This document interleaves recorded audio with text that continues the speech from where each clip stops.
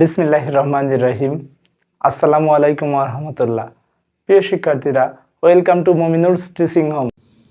প্রিয় শিক্ষার্থীরা, আসসালামু আলাইকুম রহমতুল্লাহ। বরাবরের মতো চলে আসলাম আরও একটি ভিডিও নিয়ে। তোমাদের নবম শ্রেণীর বিজ্ঞান বইয়ের 11 অধ্যায়ের এটা সর্বশেষ ভিডিও, অর্থাৎ পর্ব 13। এই ভিডিওটিতে আমরা আমাদের শরীরের প্রতিরক্ষা স্তর, তৃতীয়তম প্রতিরক্ষা স্তর সম্পর্কে জানতে পারবো, যা তোমাদের বইয়ের 180 এবং 181 পৃষ্ঠায় আলোচনা করা হয়েছে। তাই বাড়তি কথা না বলে চলে যাচ্ছি মূল ভিডিওর আলোচনায়। Audio Jungle.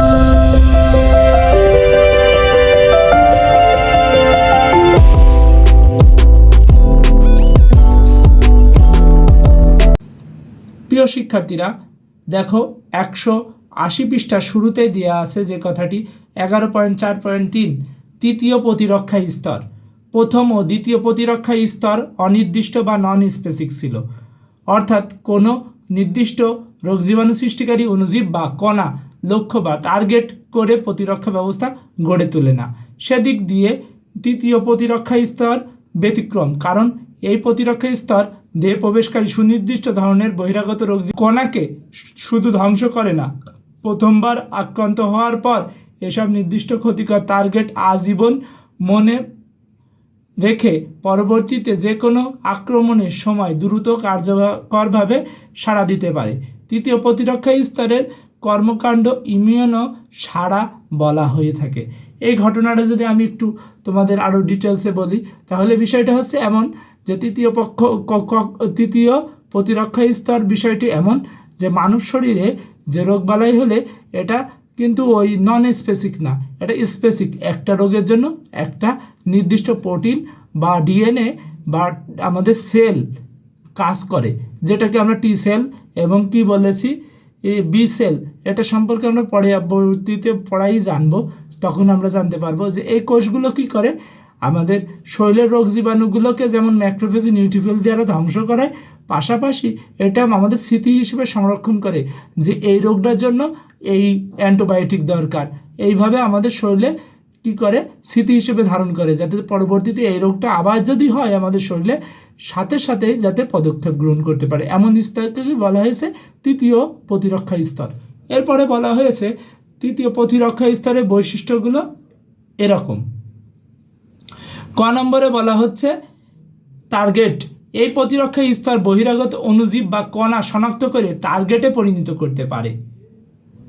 একই সঙ্গে নিজের স্বাস্থ্যবান কোষকে ক্যান্সারের কোষের মতো অসুস্থ মৃতপ্রায় বা মৃত কোষ থেকে পৃথক করতে পারে। অর্থাৎ এই কোষগুলো কি করে টার্গেট মানে রোগ জীবাণু নির্দিষ্ট করতে পারে যে কোনটা যে জীবাণুগ্রস্ত এবং কোনটা ভালো কোষ সেটা নির্ণয় করতে পারে। রোগ সৃষ্টিকারী জীবাণুকে টার্গেট করার জন্য সেগুলো পৃষ্ঠদেশীয় দেশের সুনির্দিষ্ট আণবিক মার্কারকে শনাক্ত করার প্রয়োজন হয়। টার্গেট শনাক্ত করার পর ওই জীবাণুকে ধ্বংস করার উপযোগী ইমিউনো কোষ তৈরি করা হয়। অর্থাৎ প্রথমে সিলেক্ট করে নেওয়া হয় এই জায়গাটুকু বা এই অঞ্চলটুকুই কি হয়েছে রোগ জীবাণু দ্বারা আক্রান্ত হয়েছে। পরবর্তীতে কিছু নির্দিষ্ট কোষ সুস্থ থাকে, তাদের যেন ক্ষতি না হয় সেই জন্য একটা নির্দিষ্ট বিষয় কাজ করে, যেটাকে বলে টার্গেট করে নেয় এবং ক্ষতিগ্রস্ত কোষগুলোর ওপরেই এরা কাজ করে। এরপরে বলা হয়েছে খ নম্বরে মেমোরি কোষ। মেমোরি অর্থাৎ স্মৃতি কোষ তৃতীয় প্রতিরক্ষা স্তরের সবচেয়ে চমকপ্রদ মানে সবচেয়ে অবাক করা বৈশিষ্ট্য হচ্ছে এটি বহিরাগত অণুজীব বা কণার সংক্রমণ স্মৃতিতে ধরে রাখতে পারে। অর্থাৎ এটা আমাদের ব্রেনটা আজীবন সেভ হয়ে যায়।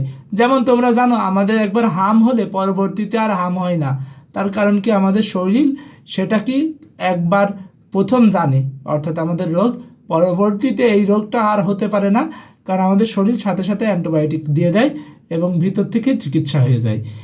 পরে বলা হয়েছে প্রথমবার কোনো একটি রোগ সৃষ্টিকারী জীবাণুর বিরুদ্ধে প্রতিরোধ ব্যবস্থা গড়ে তোলার পর এই প্রতিরক্ষা স্তর দেহে মেমোরিজ কোষ সৃষ্টি করে।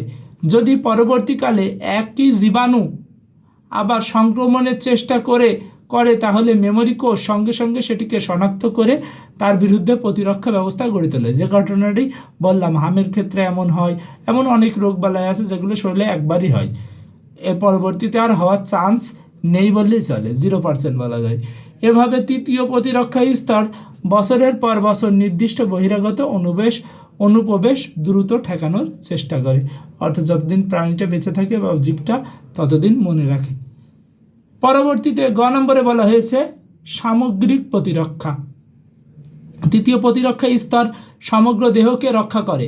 অনুপ্রবেশকারী জীবাণুর বিরুদ্ধে প্রতিরোধ ব্যবস্থা শুধু দেহের নির্দিষ্ট অংশে কার্যকর না থেকে শরীরের যে কোনো অংশে কার্যকর হতে পারে। অর্থাৎ এটা কি কারণ কি বলেছিলাম, স্পেসিফিক, সেই জন্য শরীরে যে কোনো জায়গায়ই হতে পারে এই ধরনের প্রতিরক্ষা। এরপরে বলা হয়েছিল বি সেল, বলা হয়েছে ঘ নম্বরে বি সেল এবং টি সেল মানুষের ইমিউন প্রক্রিয়ায় অত্যন্ত গুরুত্বপূর্ণ দুইটি উপাদান, একটা টি সেল আর একটা বি সেল। এই শ্বেত রক্তকণিকাগুলো অভিযোজিত ইমিউন প্রক্রিয়ায় সঙ্গে ঘনিষ্ঠভাবে যুক্ত। প্রত্যেকটি বি সেল নির্দিষ্ট অ্যান্টিজেন বলতে একটি জীবাণুর পৃষ্ঠদেশীয় সুনির্দিষ্ট আণবিক গঠন বা মার্কার শনাক্ত করতে পারে এবং শনাক্ত করার পর সেটিকে কার্যকর হয়ে দ্রুত বিভাজিত হতে শুরু করে। অ্যান্টিজেন বিষয়টা আমাদের শরীরের ভিতরে যদি কোনো শরীরের অপ্রয়োজনীয় রোগ জীবাণু প্রবেশ করে সেটাকে বলে অ্যান্টিজেন।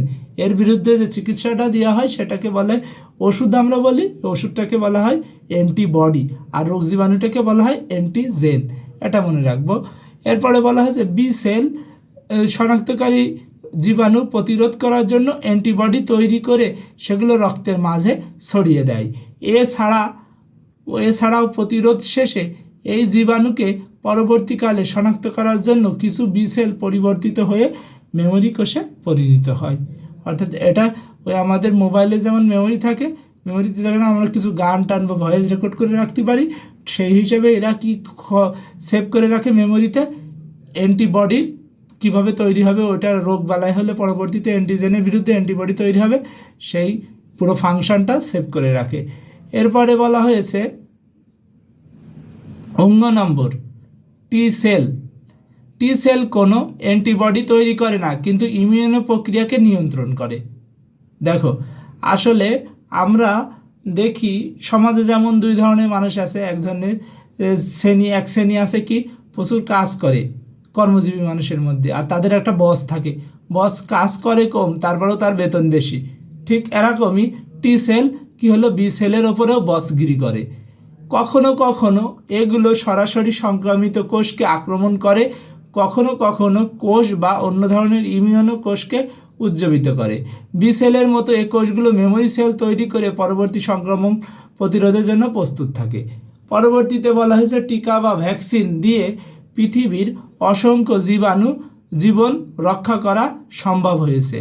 অর্থাৎ টিকা কী জন্য দেওয়া হয়, একটা রোগ বা একটা মহামারী থেকে সমগ্র পৃথিবীকে মুক্ত করার জন্য টিকা ব্যবস্থাটি তৈরি হয়েছে। এই টিকা বা ভ্যাকসিন তৈরি করার পিছনে তৃতীয় প্রতিরক্ষা স্তরের অভিযোজন প্রক্রিয়ার ধারণাটি কাজ করে থাকে। যে জীবাণুর বিরুদ্ধে টিকা তৈরি করা হয় সেটি জীবাণুর কিংবা এর অ্যান্টিজেনকে দুর্বল বা অকার্যকর হিসেবে শরীরে প্রবেশ করানো হয়। টিকার ঘটনাটি আমি আর একটু ডিটেলসে বলি। সাপোজ করোনার বর্ণনা দিয়ে আরও সহজে বোঝানো যাবে। করোনার ভাইরাস, আমরা জানি ভাইরাস তাকে আক্রমণ করতে পারে যেখানে ভাইরাসের রিসিপ্টর সাইট থাকে, অর্থাৎ ভাইরাসকে বলে আসো। ফুল নিয়ে যারা আমরা মানুষকে আহ্বান করি, সেরকম আমাদের শরীর যদি কোনো ভাইরাসকে আহ্বান করে ডাকে, রিসিপ্টর সাইট তৈরি হয়ে যায়, তখনই ভাইরাস আক্রমণ করতে পারে। কিন্তু ওই রিসিপ্টর সাইটে যদি একটা অকার্যকর একই জাতীয় ভাইরাস আগেই তৈরি করে দিয়ে দেওয়া হয়, অকার্যকর তো কোনো ক্ষতি করতে পারবে না, কিন্তু রিসিপ্টরের সাইডে তখন কিন্তু আর ওই একটা সক্রিয় ও ভাইরাস প্রবেশ করতে পারে না। তার কারণ দেখো, তুমি যদি এই কলমটা দেখো, কলমটায় যদি আমি এটা রিসিপ্টর সাইট বলি আর এটা যদি ভাইরাস বলি, একটা যদি প্রবেশ করে এই কলমের মুটকের ভিতরে কি আরেকটা কলম প্রবেশ করানো সম্ভব নয় না খুলে। অর্থাৎ একটা যদি অকার্যকর ভাইরাস আগেই রিসিপ্টর সাইডে প্রবেশ করিয়ে দিই, তাহলে আর কোনো ভাইরাসকে এখানে প্রবেশ করতে পারবে না। এমনভাবে রিসিপ্টর সাইটগুলো কাজ করে। আর এই টিকাগুলো তৈরি করা হয় মূলত অকার্যকর ভাইরাস বা ব্যাকটেরিয়া, যেটা কোনো শরীরের ক্ষতি করতে পারবে না এমন কিছু দিয়ে। শরীরের তৃতীয় প্রতিরক্ষা স্তরের সঙ্গে সঙ্গে তার বিরুদ্ধে প্রতিরোধ গড়ে তুলে প্রয়োজনীয় অ্যান্টিবডি এবং মেমোরি কোষ তৈরি করে। পরবর্তীকালে সেই জীবাণুর সত্যিকারের সংক্রমণ হলে সঙ্গে সঙ্গে তার বিরুদ্ধে ইমিউনো প্রক্রিয়া কার্যকর হয়ে ওঠে এবং আমাদের সুরক্ষা দিয়ে থাকে। আশা করি আমরা বুঝতে পেরেছি। এতটুকুই আলোচনা ছিল আমাদের 180 এবং 181 পৃষ্ঠায় তৃতীয় প্রতিরক্ষা স্তর সম্পর্কে। মানবদেহের তৃতীয় প্রতিরক্ষা স্তর একটি বড় ভূমিকা পালন করছে আমাদেরকে প্রতিনিয়ত সুস্থ রাখার জন্য। তোমরা সবাই ভালো থেকো, সুস্থ থেকো, মন দিয়ে পড়াশুনো করো। তোমাদের এই ভিডিও নিয়ে যদি কোনো সমস্যা থাকে কমেন্ট বক্সে জানাতে পারো। তোমাদের বুঝতে সমস্যা হলে আশা করি তোমাদের প্রশ্নের উত্তর দেওয়ার চেষ্টা করব, এবং তাদের বিজ্ঞান বিষয়ে কোনো প্রশ্ন থাকলে প্রশ্ন করতে পারো। তোমাদের সবার জন্য শুভকামনা করেই বিদায় নিচ্ছি। আসসালামু আলাইকুম রহমতুল্লাহি ওয়া বারাকাতুহু।